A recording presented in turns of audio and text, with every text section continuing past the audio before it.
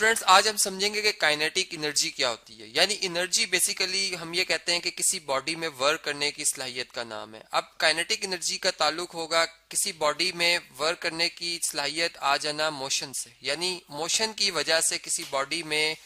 ये एनर्जी आ जाए कि वो वर्क कर सके, उसे हम कहते हैं काइनेटिक एनर्जी। यानी अब मैं इसको ऐसा से डिफाइन कर सकता हूँ कि हमारे पास जैसे एक बाइसाइकिल है, ये साइकिल साइकिल की चले एग्जांपल ले लेते हैं। एक साइकिलिस्ट जो है वो मूव कर रहा है, ठीक है। अब ड्यूरिंग मोशन जो है इसमें एक जो है एनर्जी आ गई है जो कि काइनेटिक एनर्जी होगी। यानी अब वो हमें कैसे पता चला कि इसके अंदर काइनेटिक एनर्जी मौजूद है? यानी कि अगर ये पैडल मारना छोड़ दे तो हम देखेंगे कि इसको रोकने के लिए हमें एक एनर्जी चाहिए होगी। यानी जिस तरह के फ्रिक्शन इसके ऊपर वर्क करेगी, या हम कह सकते हैं ग्रेविटेशनल फोर्स इस पे वर्क करेगी, या ग्रेविटी फोर्स के तौर पर अगर हम देखें तो वो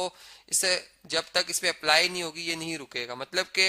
इसमें एक एनर्जी है जो कि उसे वर्क डन करने पे मजबूर कर रही है, जो कि काइनेटिक एनर्जी की वजह से है। तो ये तो बात हमें पता चली कि बॉडी में एनर्जी मौजूद है जो कि काइनेटिक एनर्जी की सूरत में, जिसे कि हम फिर के डॉट ई यानी शॉर्ट फॉर्म में काइनेटिक एनर्जी इस तरह से लिखते हैं, जो कि वर्क डन से ही हमने, चूंकि मैंने आपको बताया कि ये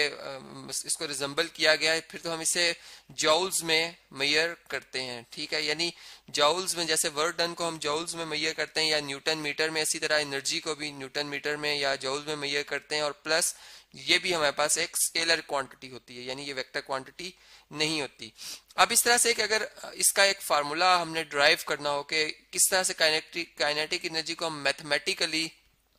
जो है वो इसकी जो क्वांटिटी है उसकी विद यूनिट जो है उसको हम मेजर कर सकें, तो इसके लिए हम अब देखते हैं कि केस को हम स्टडी करते हैं इस तरह से कि फर्ज करें एक बॉडी जो है वो मूव कर रही है। फर्ज करें एक ब्लॉक है, ठीक है, जिसपे कि हमने फोर्स लगाई थी और वो फोर्स की डायरेक्शन में ये बॉडी जिसका मैस में m शो कर रहा हूँ, ठीक है, ये मूव करना शुरू। यानी न्यूटन सेकंड लॉ के मुताबिक जब किसी बॉडी पे नेट फोर्स अप्लाई होती है तो उस नेट फोर्स की डायरेक्शन में बॉडी जो है वो एक्सलरेट करती है। तो यहाँ पे हम ये कहेंगे कि बॉडी एक्सलरेट कर रही है। और ड्यूरिंग एक्सलरेशन यानी जारी बात है कि आस्ता जब हमने फोर्स लगाना छोड़ दिया तो ये बॉडी में डिसर्वेशन प्रोड्यूस, और एक वक्त आई कि ये स्टॉप कर गई। तो इस तरह से है कि जो इसकी फाइनल वेलोसिटी हम सपोज कर लेते हैं कि ये हमारे पास कितनी है, v है, और जो इसकी इनिशियल वेलोसिटी है वो हम सपोज कर लेते हैं कि वो हमारे पास कितनी थी जी, बल्कि सॉरी फाइनल वेलोसिटी हम इसको 0 मीटर पर सेकंड कर लेते हैं क्योंकि बॉडी स्टॉप कर गई है, ठीक है। इसको हम इस तरह से लिख देते हैं, और जबकि इसकी इनिशियल वेलोसिटी जो है वो उसको हम v कह देते हैं। अब इस तरह से कि न्यूटन के सेकंड लॉ के ही मुताबिक अगर हम देखें तो ये हमारे पास F is equal to ma होता है रिलेशन। लेकिन बॉडी चूंकि अब इसमें रिटार्डेशन या डिसर्वेशन प्रोड्यूस हो रही है, यानी इसकी फाइनल वेलोसिटी 0 मीटर पर सेकंड बन गई है। इसका मतलब कि इसमें नेगेटिव एक्सलरेशन प्रोड्यूस हो, यानी यहाँ पर हम जो ये हमारे पास क्वांटिटी आएगी F, ठीक है, F ओवर m, ये किसके इक्वल आ जाएगा, नेगेटिव a के इक्वल आ जाएगा, ठीक है। तो अब ये हमारे पास एक रिलेशन आ गया। और दूसरी बात ये कि अगर हम अब इसको इस तरीके से देखें कि हमारे पास ये बॉडी जो काइनेटिक एनर्जी इसमें होगी वो क्या होगी, वो बेसिकली एक वर्क डन है, यानी फोर्स जो कि हमने इस पे अप्लाई की थी, प्लस इसने जो डिस्टेंस फोर्स की डायरेक्शन में कवर किया। फर्ज करें ये d डिस्टेंस इसने कवर किया है, ठीक है, इसे मैं यहाँ पर शो कर देता हूँ, ये d डिस्टेंस पोजीशन a से लेकर b तक। तो अब या इसे s भी कह सकते हैं हम, ठीक है। तो अब यहाँ पे अगर आप देखें तो फोर्स जो है वो किसके इक्वल आ रही है, माइनस m a के इक्वल आ रही है, ठीक है, जबकि हमारे पास जो d है वो अपनी जगह पर एज इट इज है। यहाँ पे हम इस तरह से भी लिख सकते हैं और इसको simple f multiply by d भी लिख सकते हैं। अब इस तरह से है कि जिस तरह से मैंने आपको ये तमाम बातें बताई हैं कि फाइनल वेलोसिटी ये हो, और इस तरह से, तो अगर हमें फोर्स की मैग्नीट्यूड निकालनी और d की वैल्यू उसमें सब्स्टिट्यूट करनी तो हम कैसे इसे लिख सकते हैं। यानी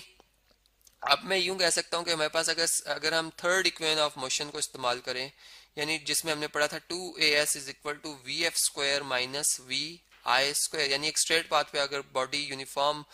वेलोसिटी से मूव कर रही है या अगर स्ट्रेट पाथ में मूव कर रही है, और फिर हम यूं बात करते हैं कि उसमें जो एक्सलेरेशन प्रोड्यूस होगी वो किस तरह से, या किस तरह से हम ये देख सकते हैं कि उसने जो डिस्टेंस कवर किया है उसका प्रोडक्ट एक्सलेरेशन से लिया जाए और फिर से 2 से मल्टीप्लाई किया जाए, तो कैसे वो उसके वेलोसिटीज के स्क्वायर्स के डिफरेंस के बराबर होती है, ठीक है, जिसे हम थर्ड इक्वेशन ऑफ मोशन भी कहते हैं। तो यहाँ पर अगर आप इसकी वैल्यू सब्स्टिट्यूट कर लें vf की तो 0 आ जाएगा, 0 का स्क्वायर vi की जगह आप v लिख दें इसका स्क्वायर इक्वल टू 2as और 2as किसके इक्वल आ जाएगा, 0 माइनस वी स्क्वायर, यानी 0 में से वी स्क्वायर अगर माइनस कर दें तो माइनस वी स्क्वायर आ जाएगा। ठीक है, तो हमारे पास जो s आ रहा है, s जो डिस्टेंस बॉडी ने या d जिससे मैं कह सकता हूँ वो कितना कवर किया हुआ, minus we square over 2a। ठीक है, तो यहाँ पर हम इस d को रिप्लेस कर देंगे minus we square over 2a से, जबकि f जो है वो equal to minus M A है, माइनस एम ए है। ठीक है, इस पूरे सिस्टम के हवाले से अगर हम देखें तो यहाँ पे अगर आप देखें तो ए से कैंसिल हो गया और हमारे पास जो रिलेशन आ रहा है माइनस इंटू माइनस प्लस, तो वी स्क्वायर एम। ठीक है, या एम वी स्क्वायर कर लें इसे, एम और वी मल्टीप्लाई हो जाएंगे, वी स्क्वायर डिवाइडेड बाय 2। तो ये हमारे पास काइनेटिक एनर्जी का वो रिलेशन आ गया जिसे हम मैथमेटिकली जो है वो इस फार्मूला को यूज करते हुए जो है वो काइनेटिक एनर्जी किसी भी बॉडी की ड्यूरिंग मोशन जो है वो फाइंड आउट कर सकते हैं, इस तरह से कि अगर वो बॉडी